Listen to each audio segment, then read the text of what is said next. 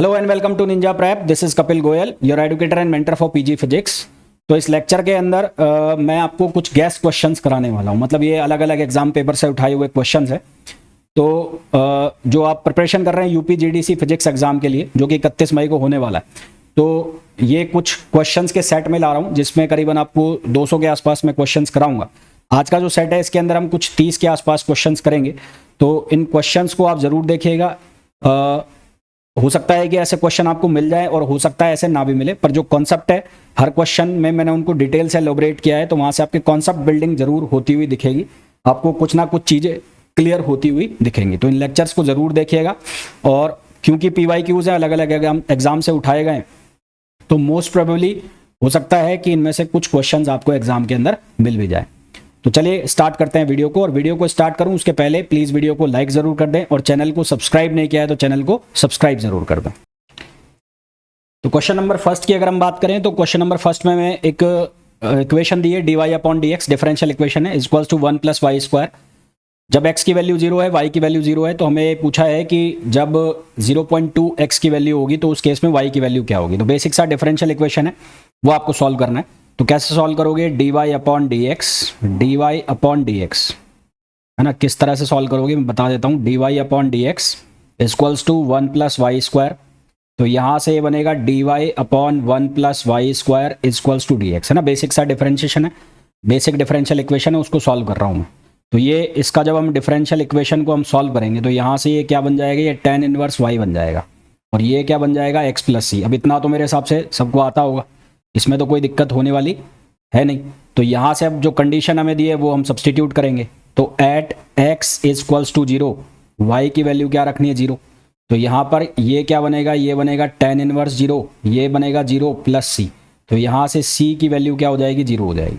c की value 0 हो जाएगी, तो हमारे पास जो इक्वेशन बनेगी वो बन जाएगी y equals to tan x, है ना। tan इनवर्स इधर आ जाएगा तो y equals to tan x हो जाएगा। अब आपको क्या करना है, x की वैल्यू को 0.2 सब्सटीट्यूट करना है। तो y और ये tan 0.2 के ऊपर आपको वैल्यू निकालनी है। तो इसको मैं निकाल लेता हूँ।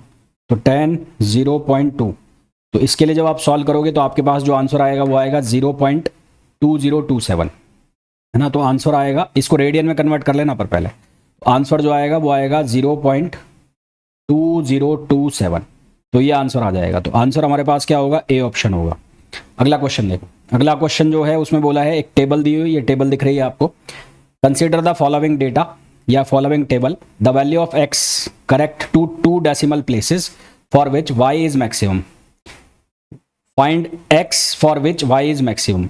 y x की वो वैल्यू बताओ जिसके लिए y क्या होगा, मैक्सिमम होगा। तो इस टेबल को अगर आप ध्यान से देखो तो y की जो वैल्यू है वो लगातार बढ़ रही है। x की वैल्यू के लिए y की वैल्यू लगातार बढ़ रही है, ठीक है। तो y is continuously increasing, y is continuously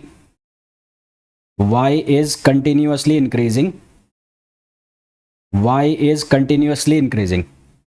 तो इसलिए जो मैक्सिमम है वो इसके आसपास ही होगा। देखो यहाँ 0.9320 है, या 96 है, या 98 है, या 99 है, या 96 है। तो इसका मतलब जो आसपास है वो उसके यहीं होगा। तो इसके आसपास होगा। तो अगर मैं टेबुलेटेड यहाँ से वैल्यू चेक करूँ तो मेरे को जो मैक्सिमम वैल्यू मिलेगी 1.6 के आसपास मिलेगी। तो 1.6 के आसपास आंसर क्या हो गया, 1.8 हो गया, है ना। तो hence maximum value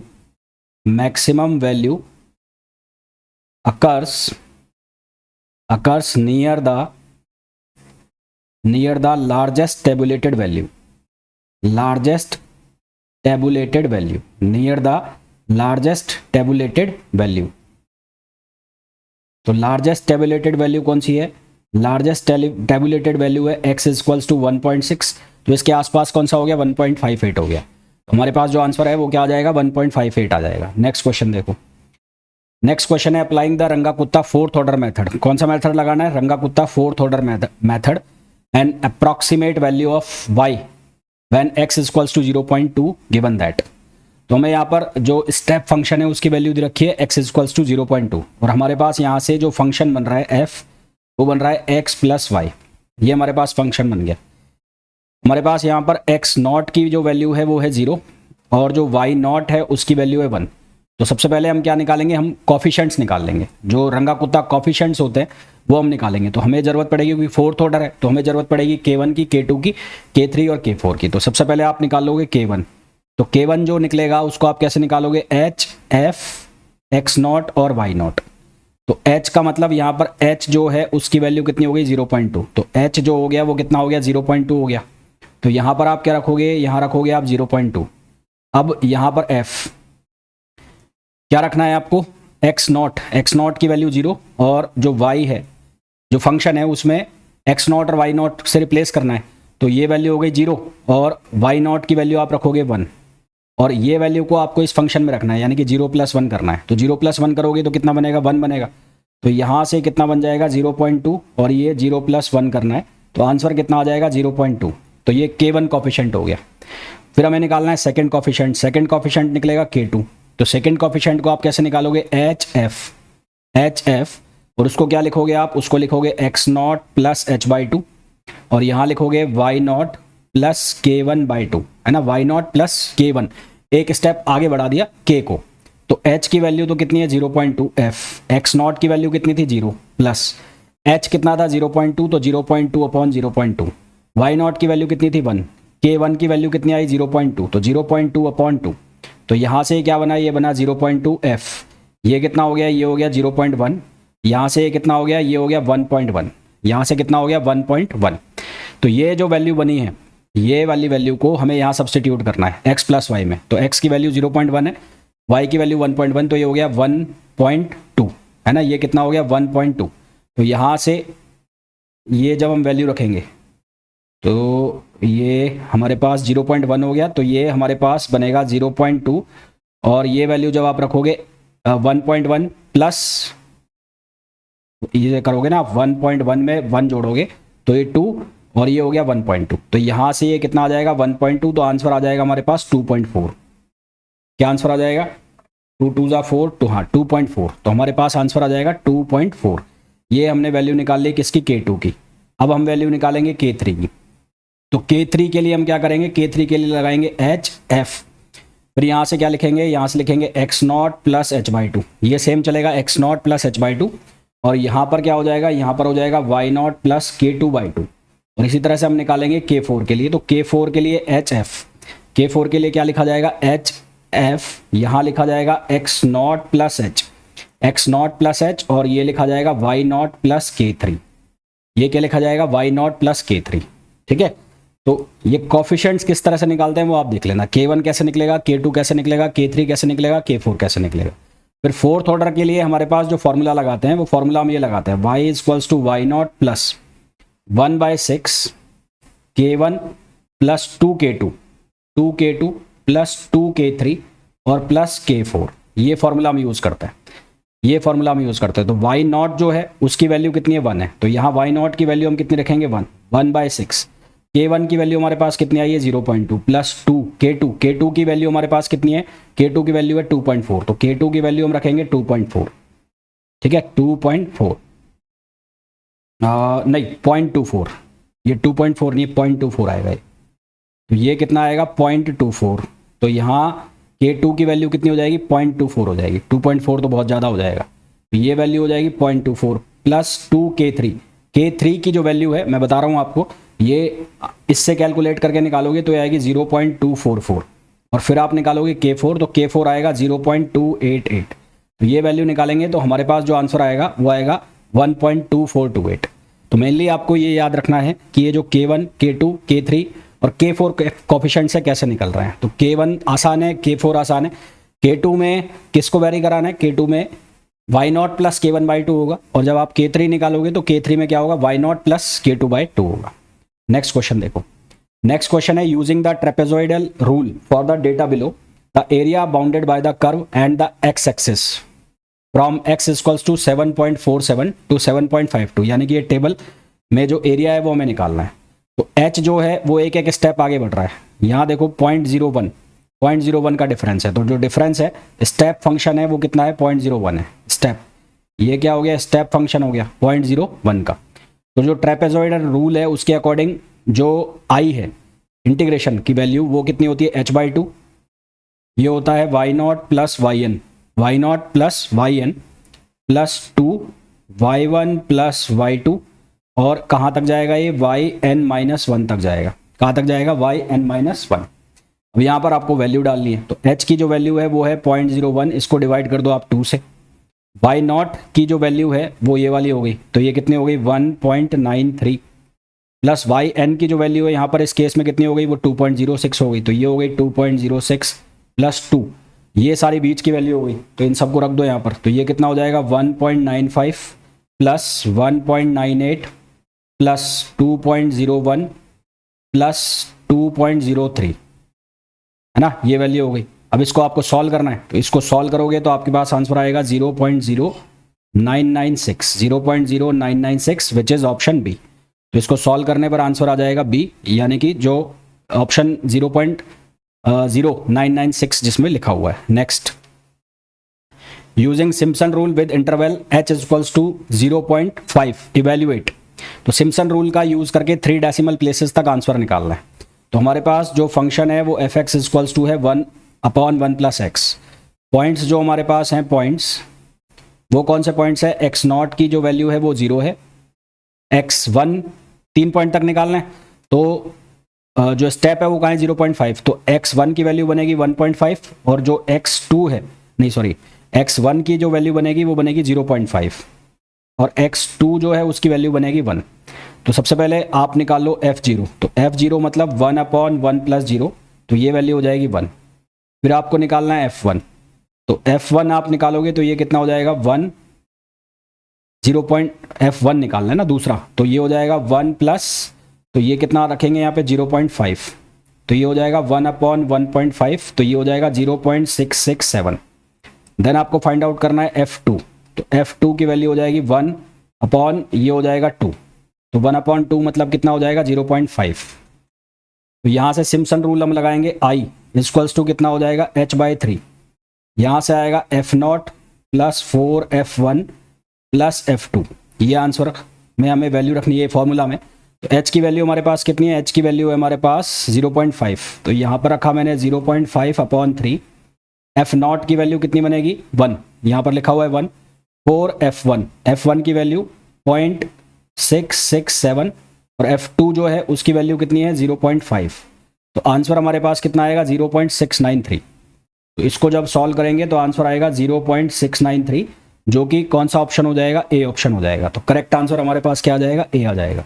next question देखो, नेक्स्ट क्वेश्चन है in case of degenerate boson system, in case of degenerate boson system all the bosons occupy the lowest possible energy state up to condensation temperature and above condensation temperature chemical potential mu of the boson system has a function of temperature is given by। तो for Bose gas के लिए जब temperature जो है वो less than equals to है TC, यानी कि कंडेंसेशन टेम्परेचर, तो जो म्यू है केमिकल पोटेंशियल वो अप्रोच करता है 0 को। इसको याद भी रखना है, वन लाइनर नोट्स के टाइम में भी काम आएगा आपके। और अबाउ TC, जब जो टेम्परेचर है वो कंडेंसेशन टेम्परेचर से ऊपर जाएगा, तो जो म्यू है उसकी वैल्यू हो जाएगी नेगेटिव। उस केस में जो म्यू की वैल्यू है वो क्या आ जाएगी, नेगेटिव आ जाएगी। और नेगेटिव के साथ ये फॉर्मूला जो बनेगा mu proportional to minus KB T upon N, और इसकी पावर कितनी हो जाएगी 3/2। तो हमारे पास जो आंसर है वो क्या आ जाएगा, बी आ जाएगा। क्या आंसर आ जाएगा, बी आ जाएगा। नेक्स्ट है for a system of n particle if nu is the degree of freedom per particle and potential energy references level is u nought, then the total energy of the system. तो total energy जो होगी वो होगी reference energy, total जो energy होगी वो होगी reference energy, और कौन सी होगी एनर्जी, थर्मल एनर्जी। तो रेफरेंस एनर्जी जो है उसको तो u नॉट है, तो टोटल जो पार्टिकल्स है वो कितने n, तो ये तो रेफरेंस एनर्जी होगी। और जो हम थर्मल एनर्जी लिखते हैं उसका फॉर्मूला क्या होता है, अगर n नंबर ऑफ पार्टिकल्स है और f डिग्री ऑफ फ्रीडम है तो उसके लिए हम लिखते हैं NF/kT/2। तो यहाँ f की जगह क्या आ जाएगा, न्यू आ जाएगा। तो फॉर्मूला हमारे पास क्या आ जाएगा, NU/kT/2। तो NU/kT/2। अब यहाँ पर जो हमें n पार्टिकल का सिस्टम दिया हुआ है, तो n पार्टिकल का सिस्टम दिया हुआ है, तो उसके अकॉर्डिंगली हमारे पास जो आंसर है वो कौन सा हो जाएगा, ए हो जाएगा। NU naught plus n nu k T by 2, है ना। तो आंसर हमारे पास क्या हो जाएगा, ए हो जाएगा। क्या आंसर आ जाएगा, ए आ जाएगा। नेक्स्ट देखो, average energy of Planck oscillator is given by. तो प्लांक ऑसिलेटर के लिए सीधा सा फॉर्मूला है ये, तो h nu upon e power h cut nu upon k T -1, ये याद करना है formula. Next, for a system containing n number of non interacting particles, entropy of the system in terms of partition function is given by. तो canonical ensemble relation, canonical ensemble relation, canonical ensemble relation, उसके accordingly f की value -n/kBt ln z, ये value होती है। और s जो है s को हमें निकालना है। तो एक रिलेशन हमारे पास ये होता है और एक हमारे पास ये होता है f मतलब हेल्महोल्ट्ज एनर्जी। तो f equals to u minus ts, एक रिलेशन हमारे पास ये होता है, f equals to u minus ts। तो यहां से मैं अगर s की वैल्यू निकालूं तो s की वैल्यू क्या बनेगी, u माइनस f और अपॉन क्या हो जाएगा, t हो जाएगा, u minus f upon t, ये वैल्यू बनेगी। तो अब यहां पर अगर मैं वैल्यू रखता हूं तो ये बनेगा s equals to u upon t minus f upon t। अब मैं अगर वैल्यू रखूं तो s equals to u upon t, तो एक हो गया ये, है ना, ये बन गया u अपॉन t। और ये f की वैल्यू रख दूं मैं तो ये माइनस माइनस हो जाएगा प्लस, t से t कट जाएगा तो ये हो जाएगा n k b और ln z, n k b ln z। तो हमारे पास जो आंसर है वो क्या आंसर आ जाएगा, डी आंसर आ जाएगा। तो राइट आंसर हमारे पास क्या हो जाएगा, डी हो जाएगा। नेक्स्ट देखो, in neutron star may be regarded as, neutron star किसकी तरह देखा जा सकता है, तो डीजनरेट न्यूट्रॉन फर्मी गैस। तो neutron star can be regarded as degenerate neutron Fermi gas, क्योंकि जो न्यूट्रॉन स्टार्स हैं वो हाईली कंप्रेस्ड न्यूट्रॉन्स, उसके अंदर हाईली कंप्रेस्ड न्यूट्रॉन्स होते हैं जो कि फर्मी स्टैटिस्टिक्स को फॉलो करते हैं अंडर डीजनरेसी के अंदर, डीजनरेसी प्रेशर के अंदर वो फर्मी स्टैटिस्टिक्स को फॉलो करता है। तो neutron stars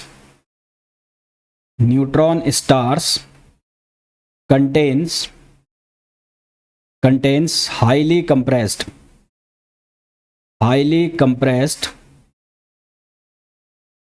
neutron, highly compressed neutron obeying Fermi statistics, obeying Fermi statistics under degeneracy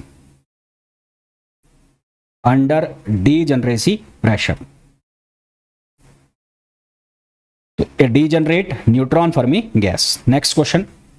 For a strongly degenerate fermion system, energy of highest occupied energy level at absolute zero. ये तो formula याद करना है आपको, तो आंसर आ जाएगा हमारे पास सी आंसर आ जाएगा, फॉर्मूला याद होना चाहिए।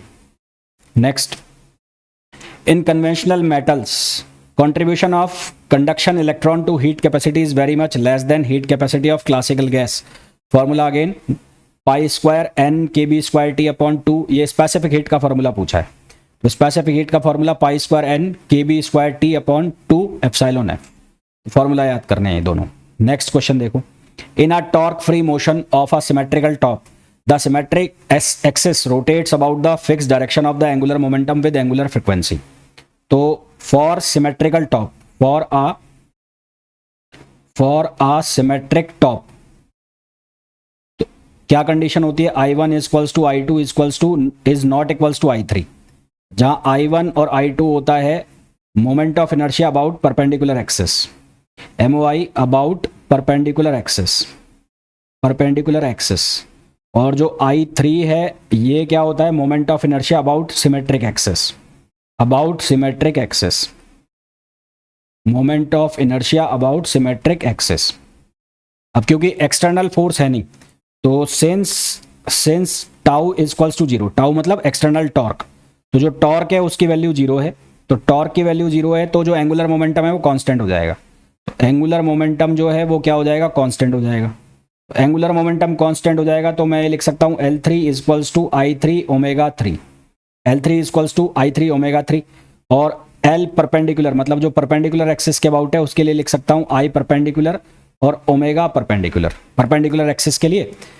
अब हमें निकालनी है एंगुलर फ्रिक्वेंसी। तो एंगुलर फ्रिक्वेंसी जो है, एंगुलर फ्रिक्वेंसी, तो एंगुलर फ्रिक्वेंसी मतलब ओमेगा। ओमेगा को कैसे लिख सकते हैं, फाई डॉट, ये जो फाई डॉट है ये किसके बराबर होगा, ओमेगा। तो फाई डॉट किसके बराबर होगा, एल अपॉन आई वन। क्यों परपेंडिकुलर एक्सिस क्यों लिया है मैंने, क्योंकि जो एंगुलर मोमेंटम निकलेगा उसके लिए एक्सिस कौन सा चला जाएगा, परपेंडिकुलर, है ना।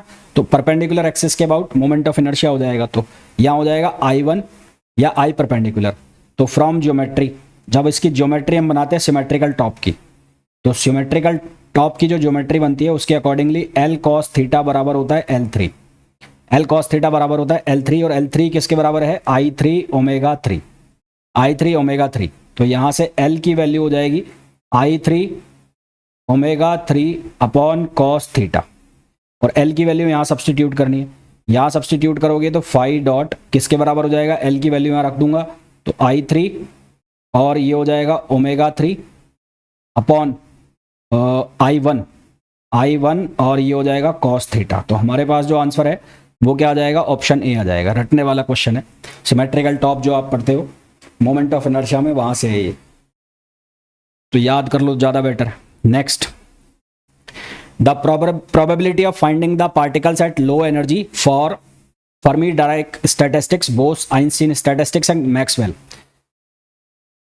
Boltzmann statistics exist the relation. तो probability of finding the particle at low energy, तो लो एनर्जी में सबसे ज़्यादा जो ऑक्यूपेशन है वो किस में होता है, बोस आइंस्टीन में। तो एट लो एनर्जी, तो BE gives highest occupation, BE gives highest occupation, low energy के ऊपर बीई हाईएस्ट देगा। फिर एमबी देगा इंटरमीडिएट, एमबी जो है वो क्या देगा, इंटरमीडिएट, और सबसे कम जो देगा एफडी, एफडी देगा लोएस्ट। लोएस्ट क्यों देगा, because of Pauli exclusion principle, because of Pauli exclusion principle, because of Pauli exclusion principle. तो हमारे पास आंसर क्या आ जाएगा, डी आ जाएगा। नेक्स्ट क्वेश्चन देखो, the Lagrangian of a spherical pendulum of mass m and effective length l is given bye, ये Lagrangian है। तो हमें पूछा है cyclic coordinate and corresponding conserved momentum r। तो साइक्लिक कोऑर्डिनेट कौन सा होगा, देखो यहाँ पर थीटा डॉट प्रेजेंट है, थीटा प्रेजेंट है, तो थीटा तो यहाँ साइक्लिक कोऑर्डिनेट है नहीं, तो थीटा वाले ऑप्शन तो काट दो, तो ये दो ऑप्शन थीटा वाले हैं। यहाँ फाई डॉट प्रेजेंट है, फाई प्रेजेंट नहीं है, तो फाई जो है वो मिसिंग कोऑर्डिनेट है, तो फाई मिसिंग कोऑर्डिनेट है, तो मिसिंग कोऑर्डिनेट है, इसका मतलब ये क्या हो गया, साइक्लिक हो गया। तो दैट मीन्स कि ये कौन सा हो गया, साइक्लिक हो गया। अब मेरे को निकालनी मोमेंटम, तो मोमेंटम निकालना है पी फाई, तो पी फाई किसके बराबर होगा, del l upon del phi dot. तो इसका अब आप कर दो डिफरेंशिएशन फाई डॉट के रेस्पेक्ट में, तो फाई डॉट के रेस्पेक्ट में करोगे तो ये क्या बनेगा, ये बनेगा m l square sine square theta और फाई डॉट। तो आंसर आपके पास क्या आएगा, आंसर आपके पास आएगा हाफ आएगा क्या, हाफ तो कैसा आएगा, हाफ तो कट गया ना, तो आंसर आएगा आपके पास m l square sine square theta phi dot. तो यहाँ से हाफ हटा लो ये, तो आंसर आ जाएगा आपके पास बी, आंसर आ जाएगा, नहीं हाफ हटा लेना है, गलती से लिखा हुआ, तो आंसर आ जाएगा B. Next, a curve connecting 2 points down which is a particle will slide in minimum time. तो हमने एक कर्व पढ़ा है ब्रैम स्ट्रालुंग, तो ब्रैम स्ट्रालुंग जो हम कर्व पढ़ते हैं ये वाला कर्व, तो ब्रैम स्ट्रालुंग में 2 पॉइंट्स हमें दिए होते हैं, तो मिनिमम जो टाइम होता है वो कहाँ लगता है, इसमें लगता है, जो साइक्लोइडल पाथ बनता है। तो ये जो पाथ बनता है ये कौन सा बनता है, साइक्लोइडल बनता है ना, ये कैसा बनता है, साइक्लोइडल। तो ये क्या होता है, ब्रैम स्ट्रालुंग। तो हमारे पास ऑप्शन क्या आ जाएगा, सी आ जाएगा। नेक्स्ट क्वेश्चन देखो, which of the following is a holonomic constant. तो होलोनोमिक कंस्टेंट जो इक्वलिटी वाले इक्वेशन को फॉलो करेगा। तो यहां पर है a particle sliding down a sphere, तो स्फीयर में इनइक्वलिटी वाली जो है वो कंडीशन बनती है, इनइक्वलिटी वाली स्फीयर के अंदर, तो ये गलत हो जाएगा। फिर particle sliding down the ellipsoid, यहां पर भी इनइक्वलिटी वाली बनेगी, तो यहां पर भी इनइक्वलिटी वाली बनेगी, तो ये भी गलत हो गया। ये जो हम पढ़ते हैं pulley with strong string of fix length, तो यहां पर हमारे पास इक्वलिटी वाली कंडीशन बनती है, तो सही आंसर हमारे पास क्या आ जाएगा, सी आ जाएगा। नेक्स्ट क्वेश्चन देखो, नेक्स्ट क्वेश्चन है a bead of mass m is free to slide on a smooth, ये ऐसा कुछ क्वेश्चन है, ये क्वेश्चन मैंने बहुत बार क्लास में भी कराया है। ये बीड हो गया, ये हो गया, तो इसके कोऑर्डिनेट्स ले लो आप, तो इसके आर ले लो यहाँ से कोऑर्डिनेट, और ये ले लो थीटा। ये जो डिस्टेंस है, ये वाली डिस्टेंस, ये हो जाएगी x equals to r cos theta, और ये जो डिस्टेंस है ये हो जाएगी y equals to r sine theta. सबसे पहले तो x और y निकल गए, फिर आपको निकालना होता है x डॉट और y डॉट। x डॉट और y डॉट निकालोगे तो कैसे, ये एक बार निकालोगे r डॉट, और ये बना रहेगा कॉस थीटा, फिर ये हो जाएगा minus r sine theta theta dot. फिर आपको निकालना है y डॉट, तो y डॉट क्या बनेगा, ये बनेगा r dot sine theta as it is, plus यहाँ पर आएगा r cos theta theta dot. फिर आपको निकालनी होती है काइनेटिक एनर्जी, तो काइनेटिक एनर्जी जो आप निकालते हो वो निकालते हो हाफ m, ये निकालते हो x डॉट स्क्वायर और y डॉट स्क्वायर, तो ये बनती है आपके पास हाफ m। जब ये x डॉट और y डॉट की वैल्यू रख के निकालोगे, तो ये पूरा मैं कर नहीं रहा हूँ क्योंकि मैंने बहुत बार बताया हुआ है। तो यहाँ पर ये बनेगा r डॉट स्क्वायर प्लस ये बनता है r स्क्वायर ओमेगा स्क्वायर, यहाँ x लिखा है, x को r कर लेना, तो ये तो काइनेटिक एनर्जी बनती है। तो काइनेटिक एनर्जी तो सब में सेम आ रही है, तो ये डी ऑप्शन में नहीं आ रही, तो डी तो वैसे ही कटेगा। फिर आपको निकालनी होती है पोटेंशियल एनर्जी, तो पोटेंशियल एनर्जी के लिए आपको रेफरेंस एक्सिस लेना होता है, तो आप इसको ले लो रेफरेंस एक्सिस। तो रेफरेंस एक्सिस के ऊपर जाओगे तो पॉजिटिव लेनी होती है, तो ये होगा एम जी वाई।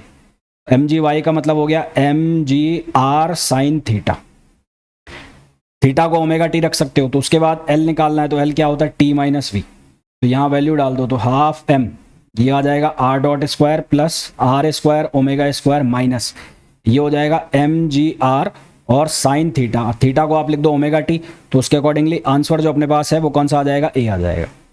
सही आंसर कौन सा आ जाएगा, ए आ जाएगा। नेक्स्ट क्वेश्चन देखो, द प्रोबेबिलिटी ऑफ फाइंडिंग, देखो इसको क्वेश्चन को याद कर लेना, स्टैंडर्ड क्वेश्चन है। आंसर आएगा इसका 84 और 16, अंदर होगा 84 और बाहर होगा 16। करेंगे कैसे इसको करने के लिए आपको जो हार्मोनिक ऑसिलेटर है उसका वेव फंक्शन पता होना चाहिए। तो ग्राउंड वेव फंक्शन, तो उसका जो ग्राउंड वेव फंक्शन है psi naught x, ground wave function वो लिखा जाता है अल्फा अपॉन पाई और इसकी पावर 1/4 और e power minus alpha x square upon 2, इससे लिखा जाता है, जहां अल्फा की जो वैल्यू है वो होती है m omega upon h cut. फिर प्रोबेबिलिटी निकालते हैं, probability density,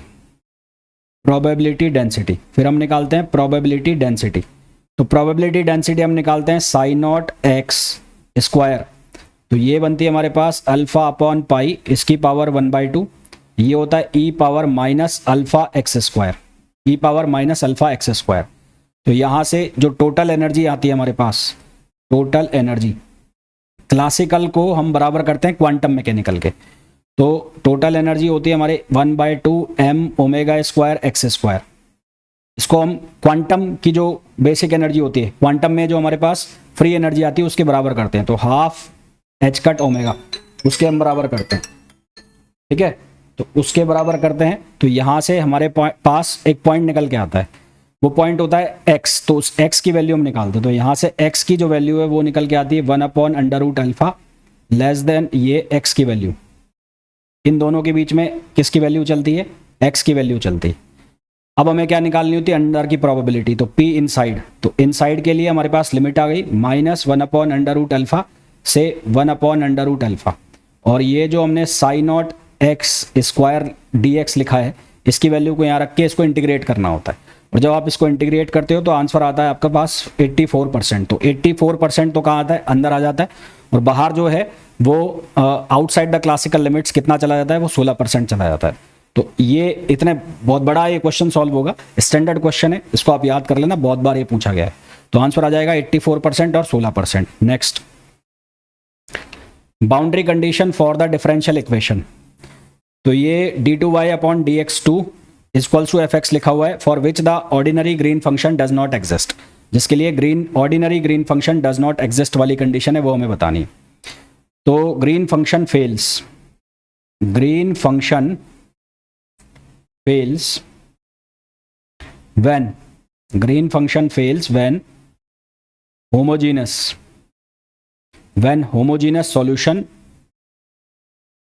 homogeneous solution exist non trivially,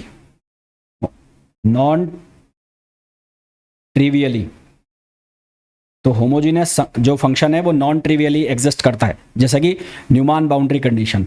example के लिए, for Newman boundary condition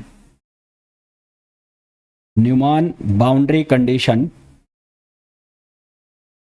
Newman boundary condition में क्या होता है, जो साई प्राइम -1 है उसकी वैल्यू कितनी आती है, 0 आती है, और जो साई प्राइम 1 है उसकी वैल्यू कितनी आती है, 0 आती है।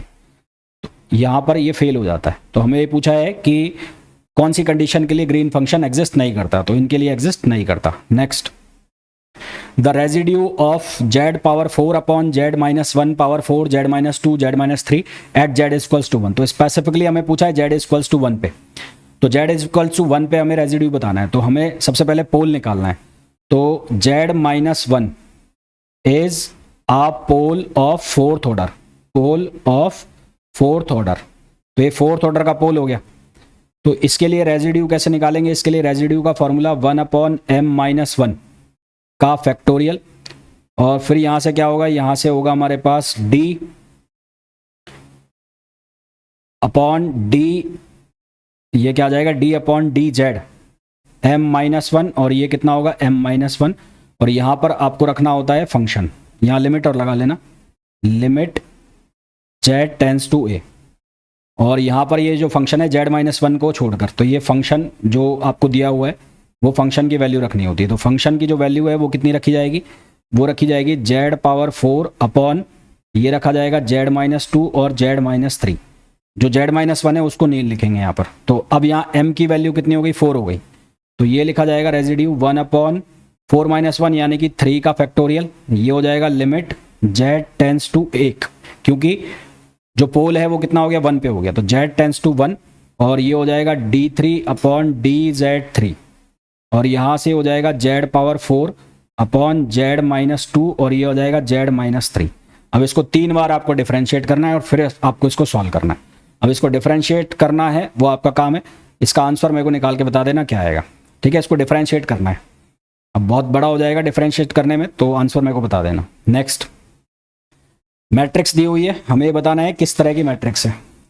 तो हर्मिशियन के लिए पहले इसका डैगर चेक करना पड़ेगा, तो पहले इसका कंजुगेट निकाल लो। तो कंजुगेट निकालोगे तो क्या बनेगा, ये बनेगा 1/√2, और फिर यहाँ पर आ जाएगा माइनस आयोटा अपॉन √2, यहाँ पर ये प्लस हो जाएगा आयोटा अपॉन √2, और यहाँ पर -1 अपॉन √2 ही रहेगा।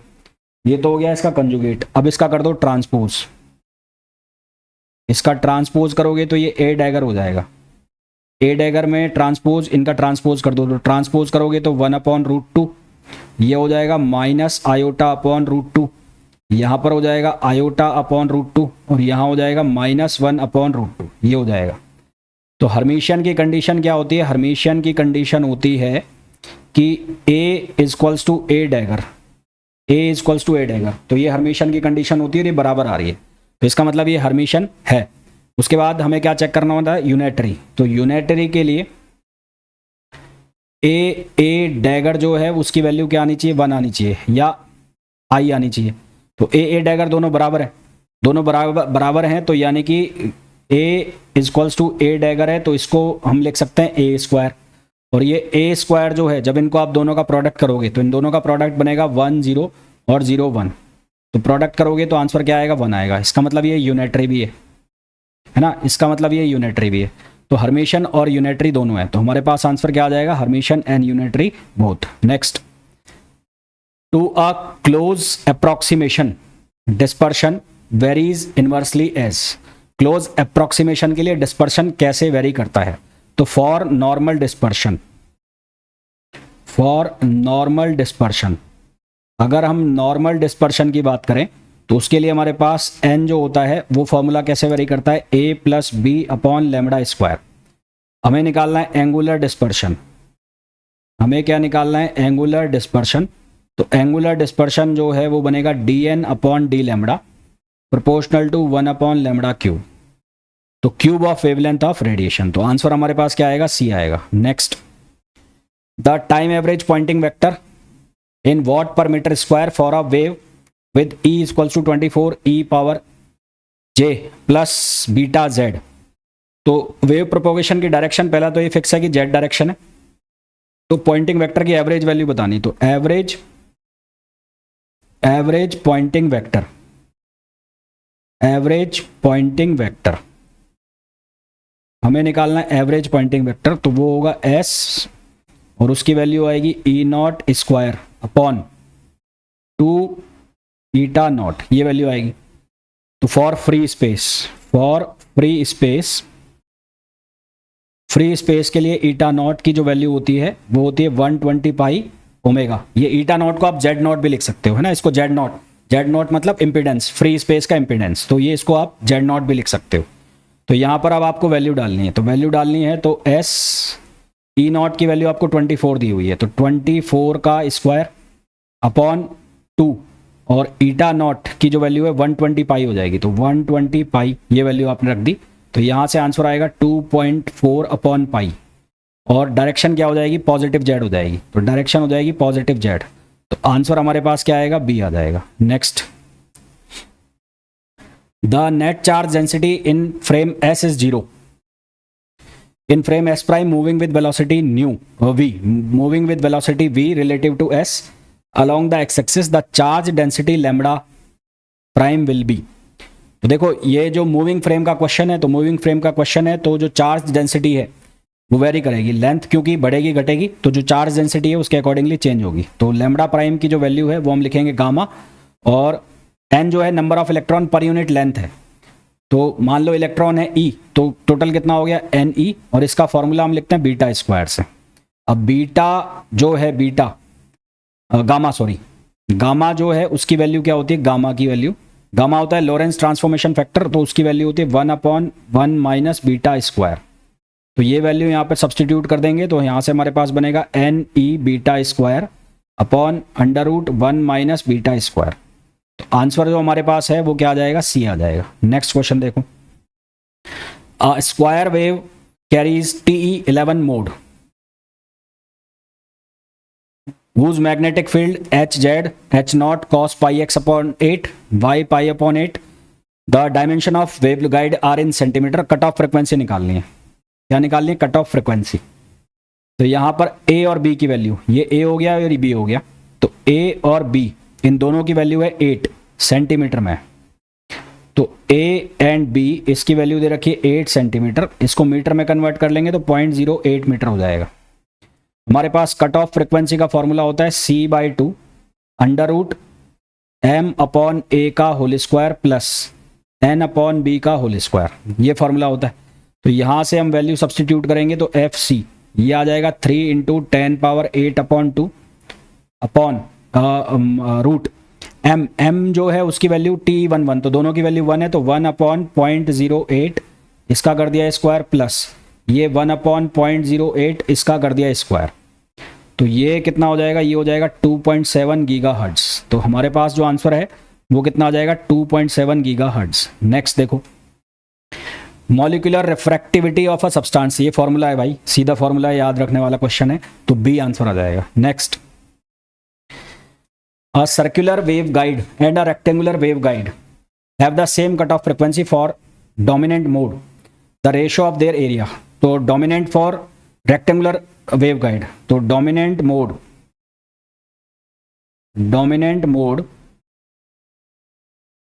for rectangular waveguide, तो रेक्टेंगुलर वेवगाइड के लिए होता है TE10। तो इसकी जो कट ऑफ फ्रिक्वेंसी है उसका फॉर्मूला क्या होगा, C/2, ये होगा m अपॉन A का whole square plus n upon B का होल स्क्वायर। तो यहाँ T10 हो गया, तो ये हो जाएगा C/2a। तो जो रेक्टेंगुलर है इसकी जो फ्रिक्वेंसी, कट ऑफ फ्रिक्वेंसी, वो हो जाएगी C/2a। सर्कुलर जो वेवगाइड है उसके लिए जो फ्रिक्वेंसी का फॉर्मूला होता है फॉर सर्कुलर वेवगाइड, तो सर्कुलर वेवगाइड के लिए फ्रिक्वेंसी का जो फॉर्मूला होता है कट ऑफ फ्रिक्वेंसी का, वो होता है xmn C/2πa।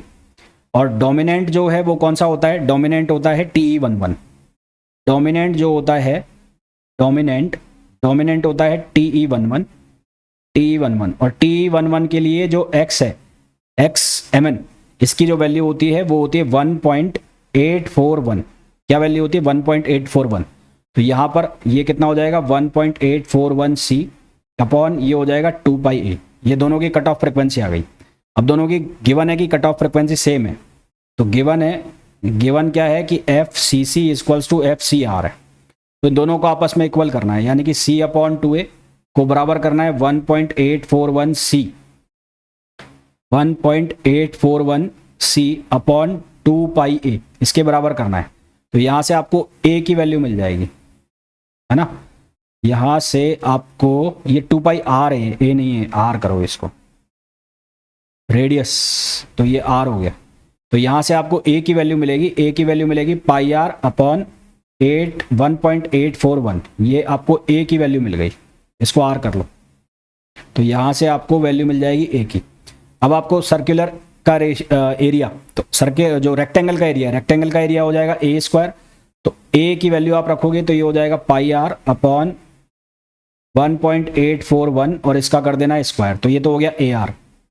फिर आपको सर्कुलर का एरिया निकालना है, तो πr², ये कर दिया। अब आपको क्या करना है, AC/AR निकालना है। AC/AR करोगे तो 1.08:1 आंसर आएगा। तो 1.0 आंसर हमारे पास ये आना चाहिए, 1.08:1, है ना। तो ये आंसर आएगा। Next, a plane wave length lambda is traveling in the direction making an angle 30 degree with positive x-axis, 90 degree with positive y-axis. The electric field of plane wave can be represented as, तो सबसे पहले propagation vector की value लिखो।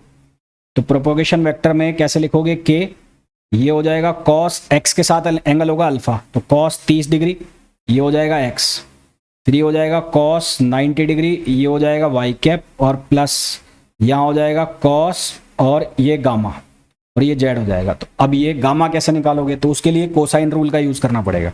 Direction cosines होती है ना, direction cosines, तो direction cosines का रूल यूज करना है, डायरेक्शन कोसाइंस। तो डायरेक्शन कोसाइंस का रूल यूज करोगे तो cos square alpha plus cos square beta plus cos square gamma, तो ये किसके बराबर होगा, 1 के। तो यहाँ सारी वैल्यू रखो, तो यहाँ वैल्यू रखोगे तो ये cos स्क्वायर 30 डिग्री हो जाएगा, 30 मतलब √3/2, तो 3/4 हो जाएगा, और 90 तो 0 ही हो जाएगा, है ना। तो आंसर हमारे पास क्या बनेगा, ये बनेगा 1/2। cos स्क्वायर गामा की जो वैल्यू हमारे पास बनेगी, cos स्क्वायर गामा की, तो cos स्क्वायर गामा जो है वो आएगा हमारे पास 1/2, cos गामा, सॉरी, तो यहाँ से cos गामा 1/2 आएगा, और cos गामा की वैल्यू 1/2 आएगी, तो यहाँ से गामा जो है वो 60 डिग्री हो जाएगा, cos 60 डिग्री होता है 1/2। तो अब आपको निकालना है k वेक्टर, तो k वेक्टर की जो वैल्यू है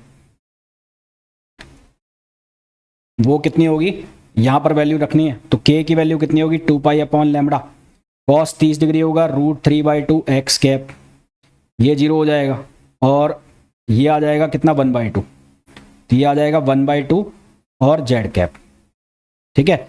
तो यहां से हमारे पास k वेक्टर आ गया।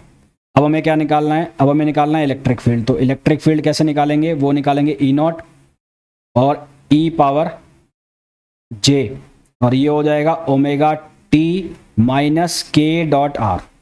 r वेक्टर का मतलब होगा xi cap plus yj cap plus zk cap. तो यहाँ से आपको निकालना है k.r निकालना है, तो k आपके पास आ गया है, और r जो वेक्टर होगा, r वेक्टर, वो क्या हो जाएगा, xi cap plus yj cap plus zk cap.